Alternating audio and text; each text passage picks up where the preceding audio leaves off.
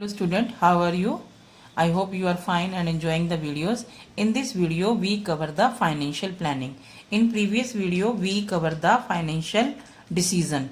तो तीनों डिसीजन आपको प्रीवियस वीडियो में मिलेंगे. अब हम है फाइनेंशियल प्लानिंग. तो फाइनेंशियल प्लानिंग, सिंपल प्लानिंग क्या होती है कि आपने कोई भी एक्टिविटी करनी है उससे पहले आपने प्लान करना है कि कौन कब कैसे उस एक्टिविटी को परफॉर्म करेंगे.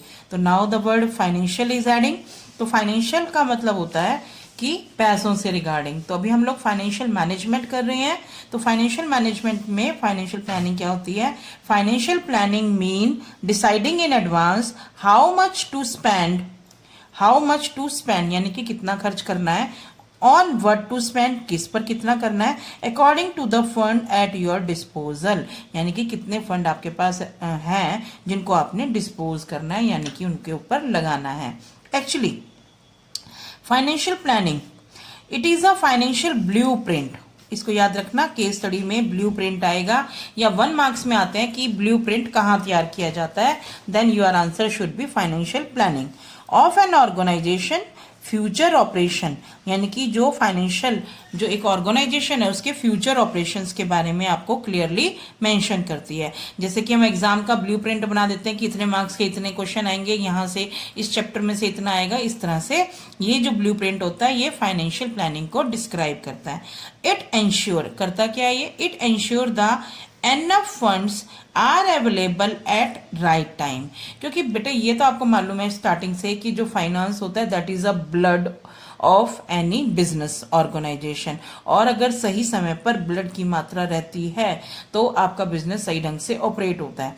इन दिस वे जब आपको पैसों की जरूरत हो, फंड्स की जरूरत हो और आपको समय पर फंड अवेलेबल हो जाए, देन दीज एक्टिविटी पे you more than its actual.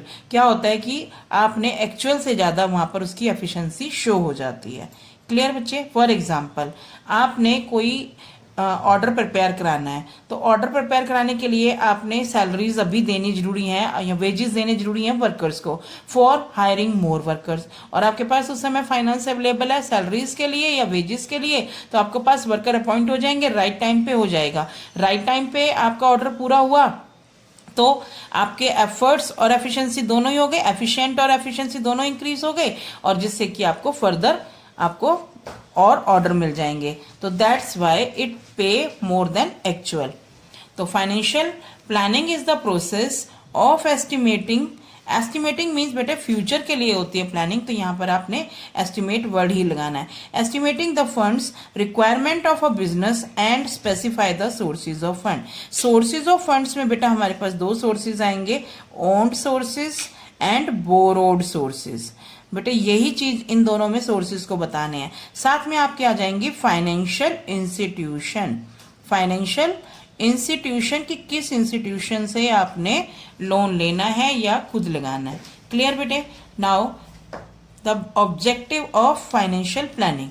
There are only 2 objective of financial planning.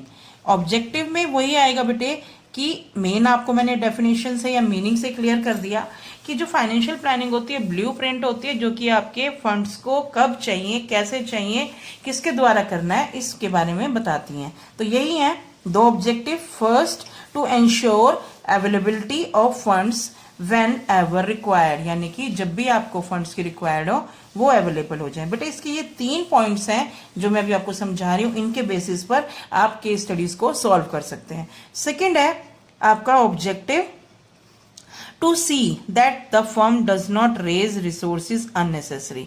बेटे आपको मालूम है कि अगर आप अननेसेसरी कोई भी रिसोर्स को रखते हो तो वो यूटिलाइज तो आएगा ही नहीं, लेकिन आप उसके लिए पे करोगे. पे कैसे करोगे अभी बताती हूँ. और उसका आइडियल पड़ा रहेगा, उसका कोई यूज नहीं होगा. तो 1 by 1 we explain all these things. ये बेटे केस स्टडीज के लिए ज्यादा इंपॉर्टेंट है. सबसे पहला कि ensure the availability of fund when required में एस्टिमेटिंग मीन्स आपने अज्यूम लगाना है और जो फाइनेंशियल प्लानिंग है वो फाइनेंशियल मैनेजर ही करता है.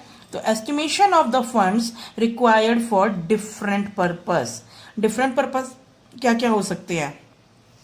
सपोज करो आपने परचेज करनी है बिल्डिंग, तो आपका लॉन्ग टर्म हो गया क्योंकि ये आपको लॉन्ग टर्म में है. बिल्डिंग परचेज करनी है या ग्रोथ के लिए ग्रोथ अपॉर्चुनिटी के लिए आपने एक प्रोजेक्ट हैंडल करना है। बट अगर आप कोई नया प्रोजेक्ट में पैसे इन्वेस्ट करते हो तो इट मीन्स कि आपकी जो ऑपरेटिंग एक्टिविटीज़ हैं, जो आपकी ऑपरेटिंग एक्टिविटीज़ हैं वो ज़्यादा होंगी। ज़्यादा यानी कि जब प्रोजेक्ट लगाओगे तो मोर प्रोडक्शन होगी, मोर रिक्वायर्ड रॉ मटेरियल होगा, लेबर को भी ज़्यादा चाहिए और स्पेस भी ज़्यादा चाहिए। तो it means you have to required more funds. तो एस्टिमेशन इस तरह से लगाओगे। अगर आप लोगों ने अपना कोई कंपटीटर के लिए या कोई स्ट्रैटेजी बनानी है then you required for small fund. तो इस तरह से आपने एस्टिमेट लगाना है कि आपने पैसा कहाँ पर लगाना है। ठीक है, उसके बाद एस्टिमेशन ऑफ द टाइम। यहाँ पर टाइम बहुत ज़रूरी है कि सपोज करो कुछ ऐसे प्रोजेक्ट होते हैं जो कि स्टार्टिंग में इन्वेस्टमेंट ज़्यादा मांगते हैं, कुछ ऐसे होते हैं जो रेगुलर इंटरवल के बाद मांगते हैं, और कुछ होते हैं कि जो आउटफ्लो एकदम एंड में देते हैं, इनफ्लो एंड में देते हैं।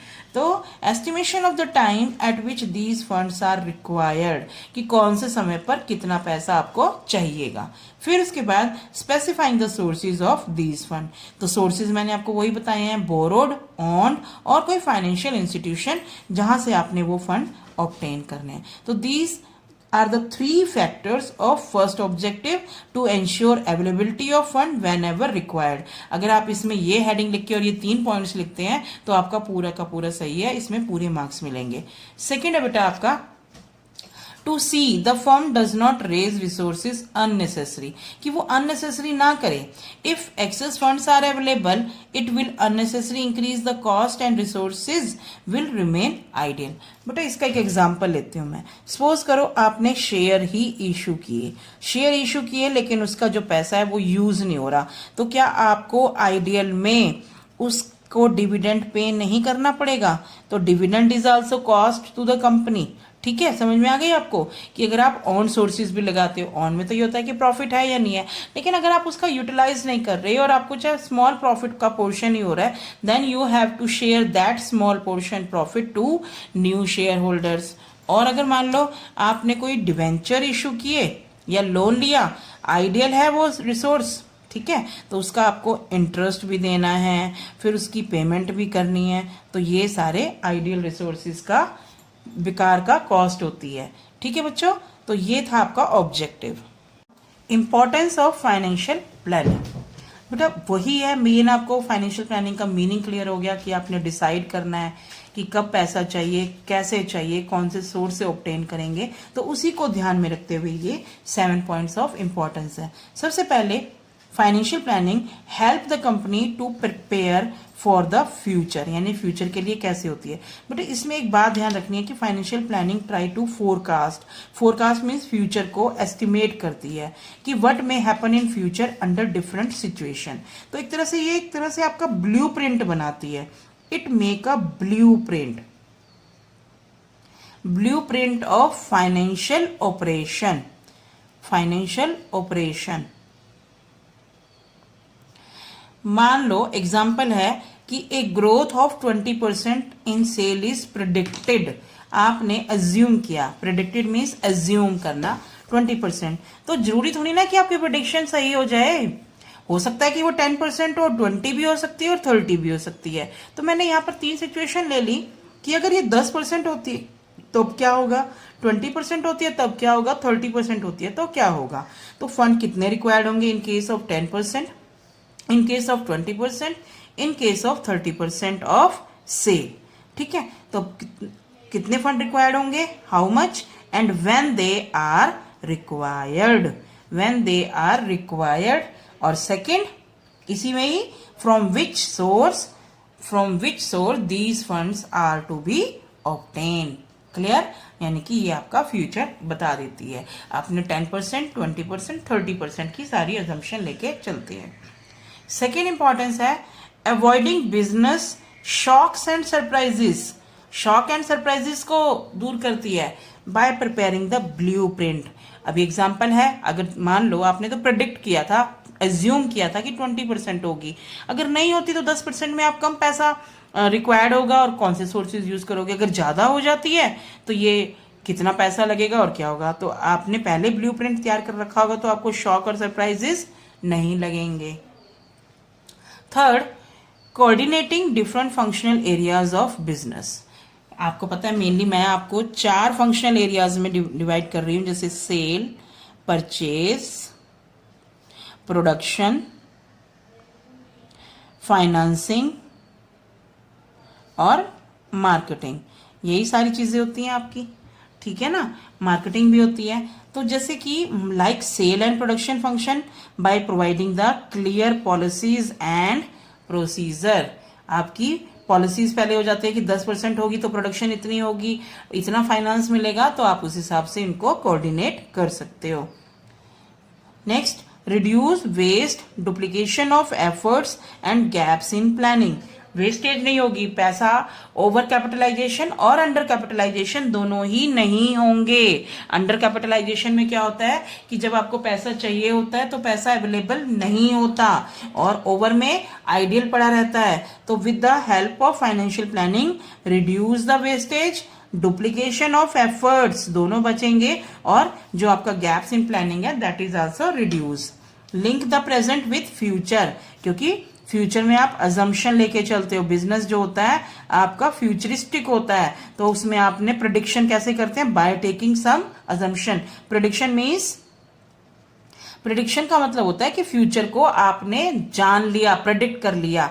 जान मतलब उसकी आकांक्षाएं लगा ली। जैसे कि हमारे अर्थशास्त्र है या फिर हमारे जो ज्योतिष विज्ञान है वो कह देते हैं कि इस समय तक ये हो जाएगा, तो उनका श्योरिटी थोड़ी ना होती है, वो they are just predict. Predict means आपने अज्यूम कर लिया by on the basis of some calculations and some situations, ठीक है।